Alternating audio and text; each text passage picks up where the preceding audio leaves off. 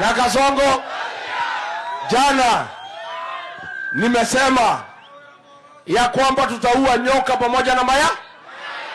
Nimeona huyu Murkomen ati anasukuma watu ya NCIC ati waulize sisi, ati watuulize sisi ati kwa nini tunasema hivyo. Sisi tuseme hatuna hate speech. Sisi tunatumia figurative language kwa sababu sisi ni wanafunzi wa literature. Kuua nyoka ni kufukuza William Ruto kwa kura. Kuua mayai ni kufukuza wafuasi wake wote kwa kura.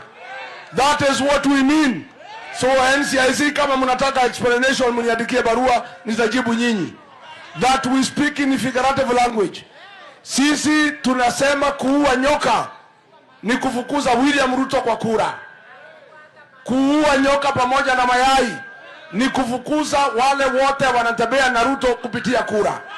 Kwa sababu sisi we speak in proverbs, we speak in symbolism and in figurative language for effective communication. Harambe! Harambe! Muko salama watu wetu? Wacha nione watu ya DCP, watu ya DCP. Bas.